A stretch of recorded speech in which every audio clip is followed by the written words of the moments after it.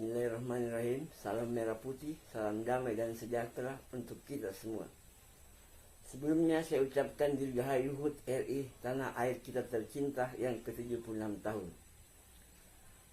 Pada kesempatan kali ini, saya ingin menyampaikan pesan-pesan, keluh kesah para pendahulu, para pendiri bangsa dan negara ini, para leluhur Nusantara. Bismillah atas nama kami. Saya ingin bertanya karena ketidaktahuan dan kebodohan saya ini. Indonesia ini negara berdasarkan hukum atau negara aturan atau negara politik yang dikuasai oleh tikus-tikus politikus. Bagaimana bisa hukum ditegakkan, dilaksanakan sebaik mungkin kalau oknum aparat penegak hukumnya sendiri melanggar hukum? Lantas siapa yang menghukumnya? Bagaimana mungkin semua rakyat bisa mendapatkan keadilan kalau peraturan undang-undang yang dibuat tidak berpihak kepada mereka? Aturan dibuat hanya sesuai kepentingan sekelompok golongan segelintir mereka saja demi mendapatkan keuntungan dari itu, tanpa memperdulikan orang banyak, masyarakat luas, dan rakyat pada umumnya. Mereka sendiri sering melanggar hukum dan tidak patuh kepada aturan. Apakah mereka mendapatkan hukuman dan sanksi oleh karena itu? Oh, tentunya tidak. Karena di negeri ini, jangankan sanksi, hukum pun hanya berlaku kepada rakyat yang lemah dan tidak mengerti hukum. Hukuman dapat direkayasa, bahkan banyak dari penegak hukum itu sendiri bisa dibeli dengan uang agar terhindar dari jeratan hukum.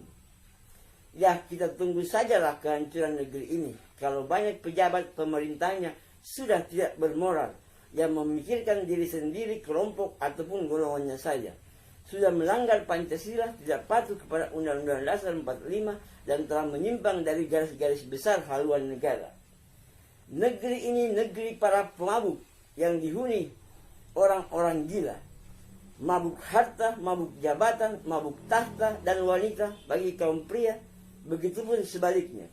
Gila harta, gila jabatan, gila tahta, dan gila wanita bagi kaum pria, begitupun sebaliknya. Apakah Indonesia ini mesti dipimpin oleh orang gila dan pemabuk pula untuk menyadarkan mereka dari kegilaan dan mabuknya? Wahai para pejabat pemerintah negeri ini, kalian adalah pelayan bagi rakyat, bangsa, dan negara ini. Dan rakyat orang cilik bukan budak kalian, yang barangkali kalian tidak tahu itu. Janganlah memperbudak kami, rakyat kecil ini. Di negeri ini, keserakahan di mana-mana, kesewenang-wenangan merajalela, ketidakadilan telah menindas keadilan, kesalahan sudah menutupi kebenaran, dan keburukan telah menghilangkan kebaikan. Agama, surga, dan neraka dijadikan produk jualan, mengatasnamakan firman Tuhan, sunnah, dan hadis Rasul, menjual ayat-ayat Tuhan. Wahai para penguasa negeri ini, yang merasa berkuasa, yang menyalahgunakan kekuasaannya, yang tidak amanah dengan sumpah dan janjinya, ingat dan ketahuilah, apabila tiada perubahan pada negeri ini ke arah yang lebih baik untuk kemajuan, kesejahteraan, kemakmuran seluruh rakyat, masyarakat, bangsa, dan negara saat ini, maka generasi sekarang dan kalianlah yang bertanggung jawab penuh, karena telah mewariskan penjajahan kepada anak cucu kami di masa yang akan datang. Bahkan mungkin di hari esok Indonesia bisa hanya tinggal kenangan, namanya pun akan hilang dari peta dunia. Itu yang akan terjadi akibat ulah kalian. 76 tahun Indonesia merdeka, tetapi hanya merdeka dari penjajahan Belanda dan Jepang saja. Tetapi secara ideologi, ekonomi, hukum, dan agama, Indonesia masih terjajah sampai saat ini, bahkan hingga anak cucu kita, kami, nanti generasi selanjutnya di masa depan. Ini penjajahan alam milenial. Bangsa ini sudah kehilangan jati dirinya, bahkan harga diri pun tak punya lagi, karena sudah dijual demi nafsu duniawi. Negeri ini butuh revolusi moral, bukan hanya revolusi mental. Para pahlawan di masa perjuangan dulu telah mengorbankan harta, nyawa, bahkan segala-galanya demi kemerdekaan Indonesia, tanah air tercinta. Janganlah dinodai kemerdekaan itu dengan mengeruk kekayaan dari negeri ini. Janganlah mengkhianati perjuangan para pahlawan, para pendahulu, dan para pendiri bangsa dan negara ini. membodoh-bodohi rakyat dengan berbagai macam aturan dan kebijakan-kebijakan yang sangat tidak bijaksana menurut kami, yang kami terpaksa mematuhinya, mentaatinya karena ketidakberdayaan kami sebagai rakyat orang cilik tanpa kuasa sedikit pun. Tidak akan ada pejabat presiden sekalipun tanpa ada rakyat yang memilihnya. Namun tanpa presiden, rakyat pun tetap ada. Yang seharusnya kedaulatan kekuasaan penuh di tangan rakyat. Rakyat orang cilik justru menjadi budak di negeri sendiri. Di era sekarang ini, kekuasaan di tangan orang-orang berduit saja. Dari pengusaha beralih profesi menjadi pejabat, berubah menjadi penguasa. Gara-gara inilah setitik rusak susu sebelahnya. Bangsa yang besar adalah bangsa yang menghargai jasa para pahlawan. Kata Bung Karno, perjuanganku ini mudah karena mengusir penjajah.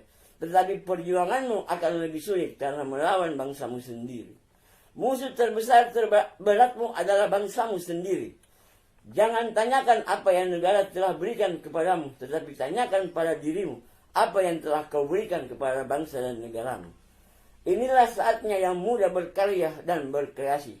Yuk orang cilik yang cinta tanah air Republik Indonesia ini, jagalah negeri ini agar tanah dan sumber daya alam di negeri ini tidak habis diambil negara asing, negara luar maupun negara lain. Bersatu kita teguh, bersama kita tangguh. Berpisah kita hilang. NKRI harga mati. Ada apa dengan negeri ini? Kaya akan sumber daya alam. Hasil laut melimpah, pertambangan tidak ada habis-habisnya. Tapi kok negara ini belum juga makmur? Rakyat masih banyak yang hidup dalam kemiskinan. Mungkin itu karena penghuninya yang bobrok kali ya.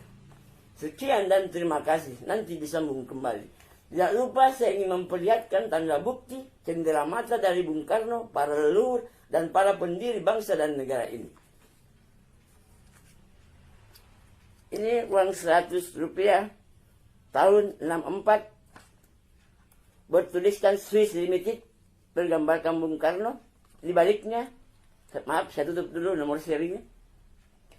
Ini anak gembala Bung Karno, si anak gembala. Ini dari beliau langsung, pemberian dari beliau, tanda bukti cendera mata. Ini 1000 Soekarno tahun 60, bergambarkan Soekarno. Di baliknya, maaf nomor serinya saya tutup dulu. Ini 10 perempuan penari Serimpi. Ini dari Pak Harto. Ini merah putih dari pejuang 45. Ini dari darah yang membatu. Ini dari Bung Karno, melambangkan 17/08/45 hari kemerdekaan Indonesia. Ini semar biru, simbol kemakmuran. Ini simbol semarnya.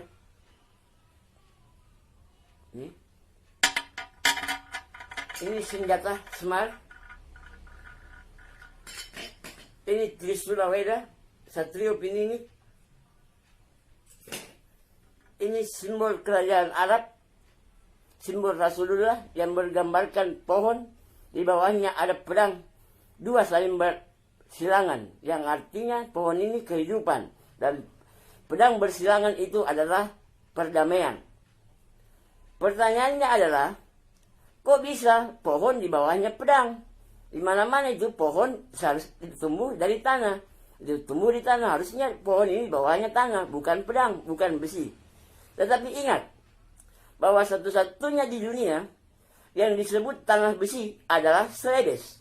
Yang artinya tanah besi, yang disebut oleh orang Belanda Celebes. Selepasi dalam bahasa Makassarnya. Jadi arti daripada simbol ini adalah menunjuk ke arah Celebes, menunjuk ke tanah Sulawesi Selatan. Bagi yang biasa pernah naik haji, sering ke tanah Arab pasti tahu simbol ini. Ini menunjuk ke Sulawesi Selatan. Oleh karena itu, watak orang Bugis Makassar itu keras dan tegas karena memang tanah kelahirannya adalah tanah besi. Itu. Ini tongkat saya, ini dari bambu. Ini segitiga bolak-balik belah ketupat, ini ada bulu ayamnya, dari ayam jantan dari timur. Ini semua dipercayakan di tangan saya. Para leluhur, para pendiri bangsa ini mempercayakan ini kepada saya untuk menjaganya. Itu. Sekian dan terima kasih. Wassalam.